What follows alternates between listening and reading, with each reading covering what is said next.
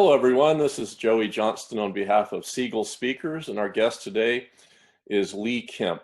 Lee is one of the most accomplished athletes in the sport of wrestling in the history of the world. Actually, he was the youngest American world champion, age 21. He was the first three-time world champion.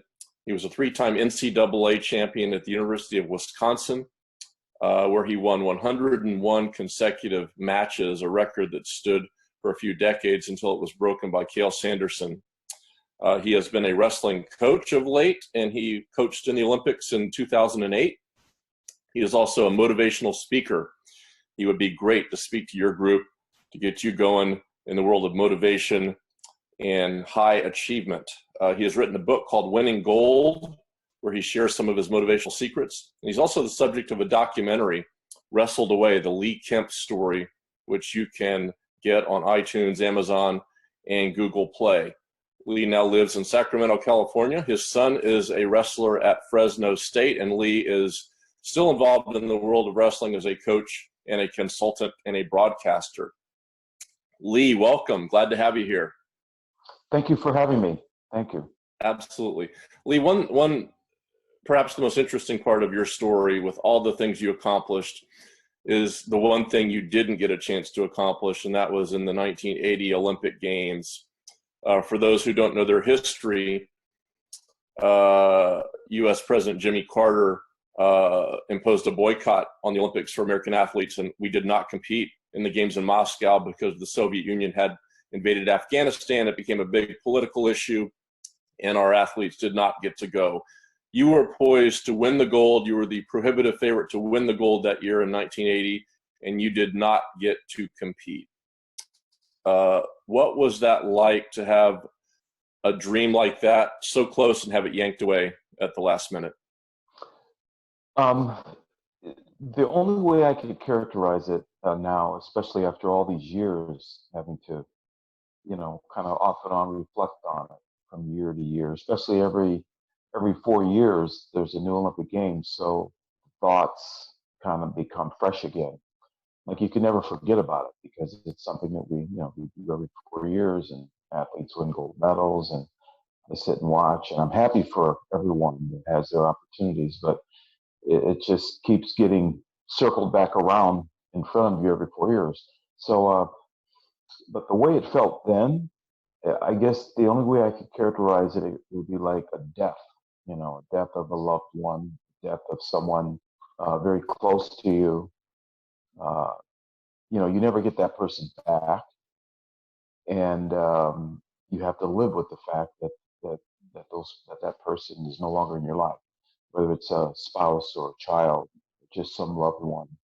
It's devastating because in order to achieve the highest levels of anything, what you put into it is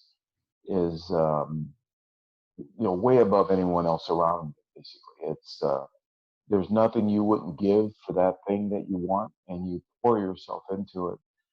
I guess it would probably be considered unhealthy, maybe a little bit, to really go after something like that, because there's always a chance that you won't get it. Maybe the boycott wouldn't have happened, and they got beat by someone, or maybe you get hurt. But so there's all these things that could happen, and people like me are, we're aware of that. But to have it just taken away through politics, through some arbitrary thing that's totally out of your control, becomes devastating. It's with me today, and I frequently have to work on letting it go because it's not healthy. It's not healthy to feel like you were denied something unfairly. It's something that could be detrimental, but I think I've learned to cope with it, especially by talking about it, like what we're doing right now. I think it serves to provide a way to help other people, similar to the current thing going on in our world right now with the coronavirus, having sporting events canceled. Everything's been canceled. So, and actually the national tournament. So I try to imagine what it would be like if I was an athlete now my senior year trying to become a national champion, and then to have the tournament, kind of canceled because of what's going on. Uh, Even something like that maybe might be a little bit easier to understand because it is a health issue. But because like in our situation in 1980, it was just it's a decision that Jimmy Carter later said. He didn't say publicly to the world, but he said publicly to people in his private circle that it wasn't a good decision. He's sorry that he made it. You mentioned the coronavirus, and of course, it's forced the postponement of the 2020 games in Japan. They are hopeful of staging the games in 2021, but athletes are on hold. They're in limbo right now.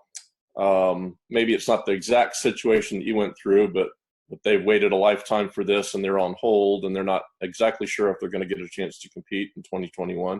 What do you say to those athletes, whether they're wrestlers or track athletes or swimmers?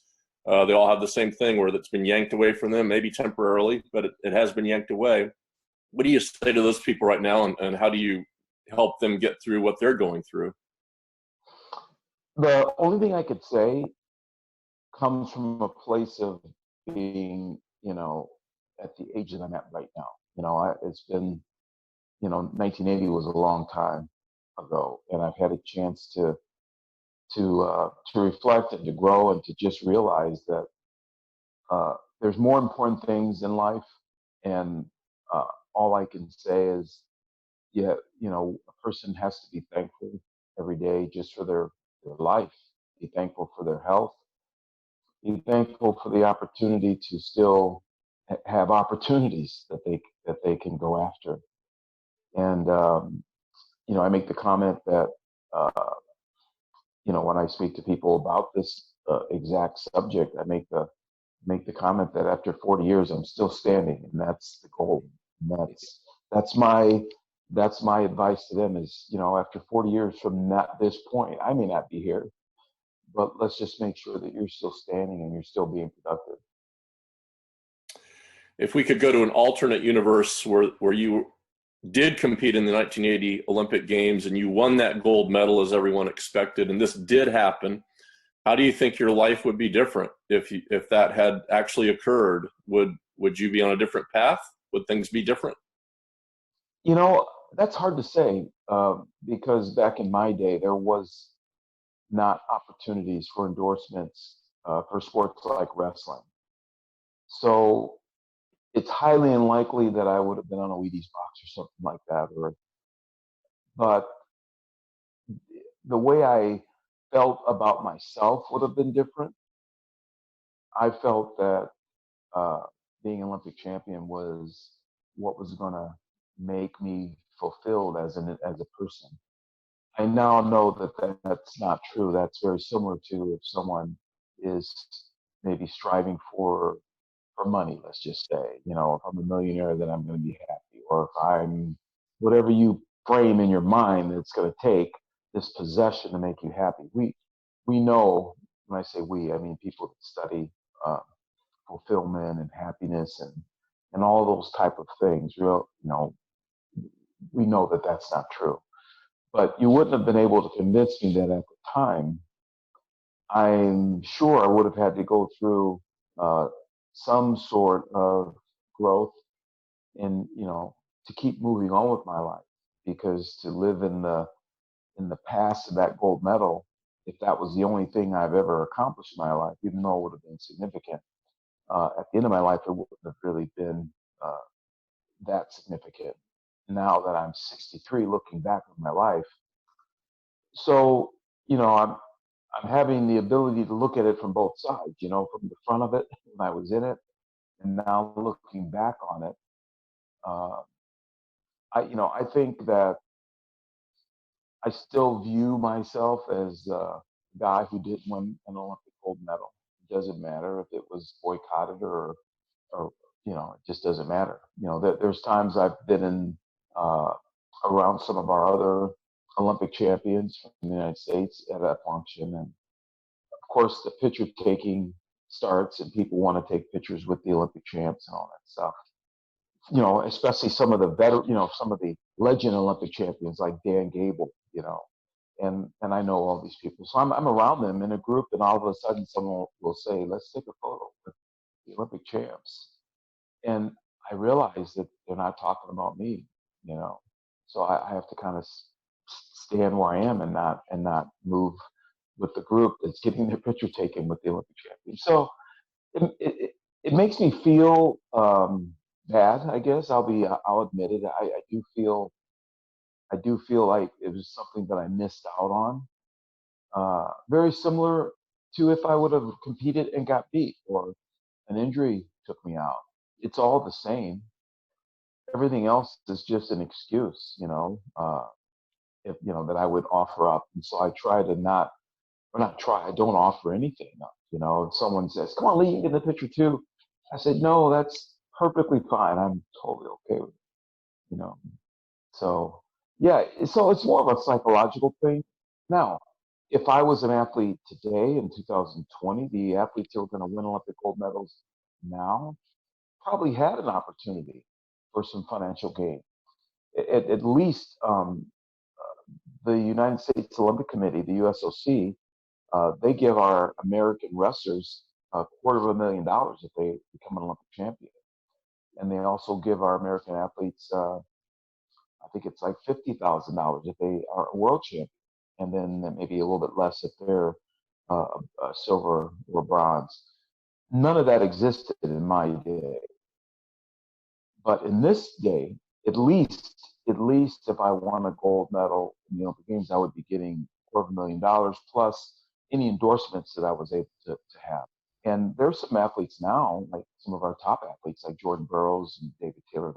Those athletes, just to name two, and Kyle Snyder, I think they've amassed more than $1 million in their career of endorsement money and just money they've gotten from the United States Olympic Committee, and that's just wrestling. You put that on a scale like a basketball player or somebody who can leave the Olympics and move right into the NBA or something, or be in the NBA and go into the Olympics. I mean, but none of that existed when I competed. When I competed in 1980, for instance, the United States basketball team that was made up of college basketball players. Michael Jordan had not come into the league, by then, the Olympic Games, or Serena Williams was not playing the Olympic Games. They opened all that up and to where it is now. That wasn't that way in my day. So I don't believe there would have been any financial gain for me really, and I still would have had to move on and become productive in other areas of my life. And that's why I still say to people, hey, make sure you're still standing and you're being productive 40 years from now. While it must be incredibly disappointing to not have the opportunity to have gotten that gold medal, you certainly have accomplished a lot in the sport, regardless of that. A three-time world champion, 101 consecutive match winning streak in college. You obviously were used to winning at the highest level, probably a level that very few people in this world can even relate to. What was it like to win that much? And how did you drive yourself to the point where you could do something like that? That's a great question. I was wrestling for something more than just a medal or a world championship. And now that I'm 63, I guess I can say this without uh, sounding arrogant, I guess, because when I say it, it does sound arrogant. It sounds a little uncomfortable for me to say this, but now that I'm older, I'm trying to reflect. I'm trying to give people insight and motivation. Uh, I can say that I was mentally on a different path than anyone else around me. I wanted to do something that had never been done before. I was wrestling for legacy. Not that I knew what that word really meant back then, but in my mind, if I wasn't a four-time national champion, it had never been done before. to me, I felt that that's what I wanted to accomplish. In my mind, I felt that if I wasn't a four-time national champion, then I didn't achieve my goal. If I didn't win more world medals than anyone else, then I didn't achieve my goal. Uh, my goal, my junior year in high school, was to never lose another wrestling match. So that's where my mind was at. So, someone trying to talk me out of that would have been difficult for me to hear someone trying to say, Lee, that's not realistic. So I was, I fully expected all that to happen. And that's when high achievement comes, when you fully expect to do what you are setting out to do. And when you look at great achievement, it really isn't a surprise to the people that really do achieve it. And when you watch Dan Gable's video, which is available, when he won his Olympic gold medal, when he won his gold medal, he just, there was no excitement. There was no jumping up and down. So, look at me. He just shook the Russian's hand and walked off the mat. And only his teammates lifted him up and put Dan on their shoulders. And Dan even talks about, hey, I didn't really want that. That wasn't something that, I needed. He actually tried to get them to put him down, actually. That's just how much. And when I saw that, I was a young man. I was 15 years old, watching him do that. And in my mind, that only told me that Dan expected to win. There's no excitement there. So from that moment on, when I won matches, I just expected to win. It wasn't a surprise to me that I won. You hear a lot about high functioning athletes and coaches, for that matter, their motivation, and you hear it said that some of these high achievers, they hate losing more than they enjoy winning. They're driven by avoiding that feeling of loss. Did that drive you? Were you so consumed where you did not want to even consider the fact of losing? That was the thing that pushed you? That's a great question as well. That was the thing that pushed me. My fear or hatred of losing was more than my desire to win. And that seems almost hard to understand that. But and as a result of having that mentality, I wrestled very conservatively. I wasn't out for the big move or the highlight reel or anything like that. I just wanted to win. I wanted to walk off the mat getting my hand raised every time. And that was my goal. I didn't care who I was wrestling. I just expected to win the match. In fact, the quote I told you that, I'll call it a quote now because Dan told it to me.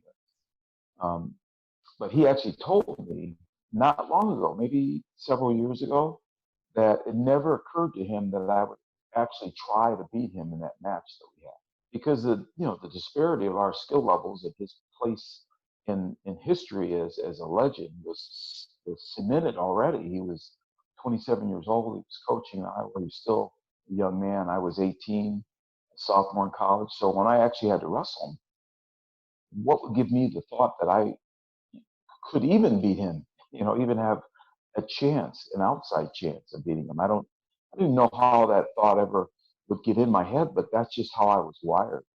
And Dan actually said to me several years ago, Lee, it never occurred to me that you would actually try to beat me.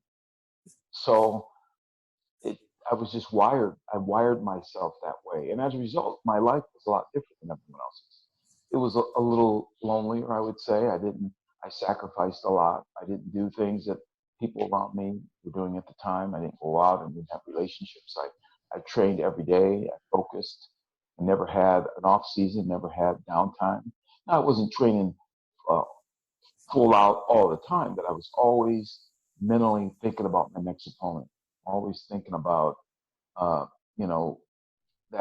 that person out there. I didn't know that person's name yet, but that person that was coming up just like me, wanting to knock off the champion. So for all those years, I was like a fugitive, just not knowing when that time was going to come. So it was difficult, really. It was difficult. People that follow sports, they see and can relate very easily to football players and basketball players and baseball players. These are the guys that that get great attention. The men's and women's tennis players and golfers are on television all the time. Wrestling doesn't have quite that level of exposure, and we see it in the Olympics and other smatterings, and people might not know just what it takes to compete at a high level in wrestling, how hard you have to work for a relative small amount of glory considering what you put into it. How would you describe the workload necessary to be a successful wrestler, that maybe people might not be aware of? To be a good wrestler, the workload and the discipline and the sacrifice is unparalleled in anything in life outside of maybe being in war, like being in a foxhole trying to survive. As a wrestler, that lifestyle is so different and contrary to being a normal human being. It's amazing. There's times when I'll go into a wrestling room now as a person who's gone through it all, and I know what it's like. But I'll go to like a high level wrestling room like the University of Iowa or in-state or just some, and I'll walk in and I'll watch these combatants going at each other, training, sweating, getting cut in practice. And I'll walk out and say to myself, man, this is crazy. It's hard to believe I actually did this. It's like being in war. If you ever look at a wrestler's face after the national tournament, it's looked like you've been through a fight, through a war. There's cuts, there's bruises. Every wrestler has a cauliflower ear, the girls included. So never pick a fight with someone with a cauliflower ear. And all wrestlers have those. So it's totally unnatural because wrestlers, first of all, are trying to make a weight class. They're trying to reduce their weight and reduce their body fat to be at the ultimate weight that they could be at in terms of body fat and having muscle mass. And that usually puts wrestlers in a 3-4% body fat range, which is very low. And those athletes can't eat like the other athletes can. So you're restricting your food and water and nutrients, and you're ramping up your training and calorie burn. And that's the life of a wrestler. And you do that for weeks and weeks and weeks. So it's pretty crazy, actually, How has that translated to your life, that level of commitment and discipline when you've been out of wrestling, when you're out in the business world, or you're out living life? What does that background do to make you succeed in normal ventures throughout your life? How has it translated? Well, I think the biggest thing it gives you is confidence, because you've gone through the fire. You've gone through things that virtually no one else has gone through. If you just look at the wrestlers throughout the world and you look at the rest of the world's population, the wrestlers make up a small percentage of that. And we small percent of wrestlers understand that we can, there's really not much we can't accomplish in our minds. We can function in no food, no sleep. It's almost like Navy SEAL training when I read about what they do, to get those SEALs ready. I mean, it's crazy. But there's SEALs being graduating from SEAL school every year, I would imagine. Just like there's wrestlers graduating and going through the wrestling process every year. It makes you realize you can do anything. And when I was going through the very difficult time in my life, that's pointed out in my documentary, I think it took wrestling, the knowledge of wrestling, the knowledge of what I was able to accomplish in my life. It allowed me to reconnect with that time in my life to transport it forward into what I was actually going through in the present time. So it allowed me to understand that, hey, I can get through this. And I think that's what it does. It allows you to know that you can really get through it. You can get through whatever you're going through. You can get back up and stand again and be productive again. And I know it was the reconnection back with wrestling that allowed me to get back on my feet again and be productive again. Circling back to what we began this conversation with, the fact that you weren't able to compete in the 1980 Olympics due to the U.S. boycott, of the games. It's, as you said, sometime later, but that was a tragic occurrence. Certainly that you weren't allowed to do that. You had to find a way to get past it. How would you explain what you're able to do to get past it, so that could help other people that are trying to get past difficult moments in their life? How do you and that was certainly a big one for you, and everybody has challenges. So how do you get past the biggest of challenges, similar to what you had to do in 1980? Well, the first thing that I think I had to do, and I don't know what led me down this path, but I think the first thing you have to do is you have to set other goals, and that's easier said than done.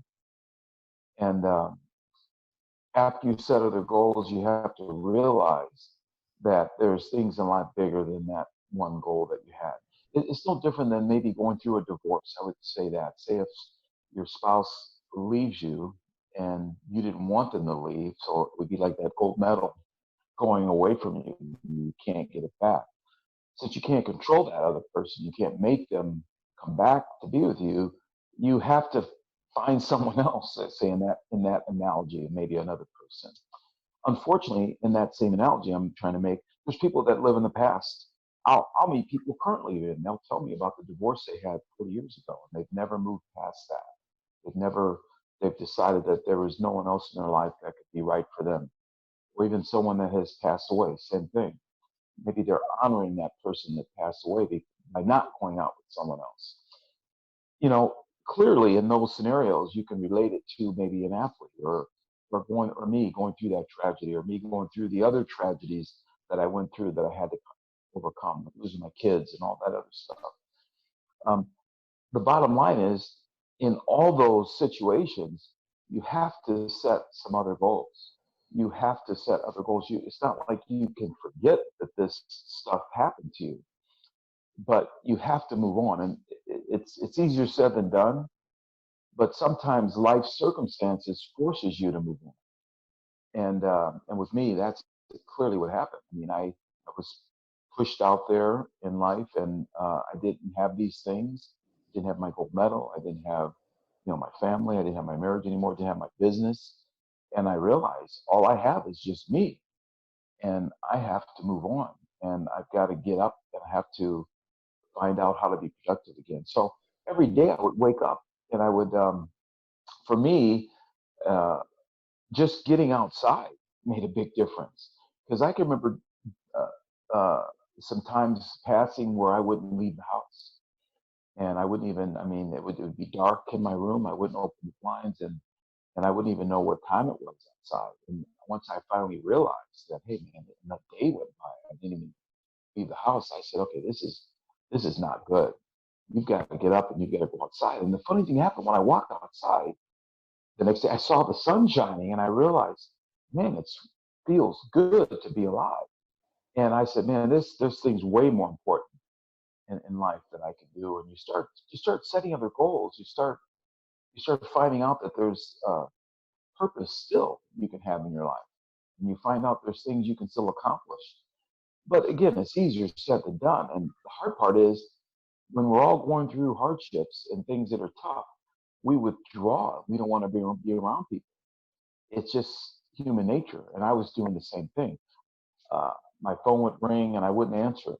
And it would be maybe a friend of mine just trying to connect with me. We're shutting everyone else around us out because we want to mourn, and we want to feel sorry for ourselves. But the best thing that anyone can do is to get outside and see the sun. If you're in an environment where the sun is shining. Unfortunately, if I was in a place where it wasn't a lot of sunshine, I wouldn't have had that experience. But just that experience of daylight and the warmth of the sun, it just made me feel great to be alive. So I would say, do something that makes you, that affirms with you that you still have a life, that you are still alive. You still have a chance to go on and to accomplish some other things. And once I had that experience, I made sure I got up and I got out every day, and I started looking for opportunities. And the opportunity that I found was back into wrestling. So that's another thing I would say, is try to connect back with something that you're familiar with, things that you can automatically make a contribution in. Because if you jump into something that maybe that is, I would say, too difficult to show some success, it might push you into more depression. Maybe if you try to, like when I think about Michael Jordan, he decided to leave basketball and go into baseball. Had he stayed at baseball, it's pretty clear he wasn't going to have the same success he was having in basketball. But it was something that the love he had is something he wanted to try. But within a period of time, he went back to basketball. So I mean, I use that as an analogy sometimes, even for my own life. I moved back into wrestling as a coach. It allowed me to achieve a great deal of satisfaction helping other athletes achieve things that they felt were important to them. One thing is certain, you can't tell the story of wrestling without including Lee Kemp. He was a 3-time world champion, one of the best college wrestlers who ever lived, and he's still giving back to the sport today. He is available to speak to your group on wrestling, on motivation, on successful living. As you can see, he's an expert on all of those. And again, you can get his book, Winning Gold, His Secrets to Motivation, and be sure to watch his documentary, Wrestled Away, the Lee Kemp story, available on iTunes, Google Play, and Amazon. Lee, thank you so much for being with us today. We enjoyed the talk. Thank you, Joey. Appreciate it. So this is Joey Johnston on behalf of Siegel Speakers. We'll have much more with Lee Kemp in other videos. Thank you for watching, and we'll see you next time.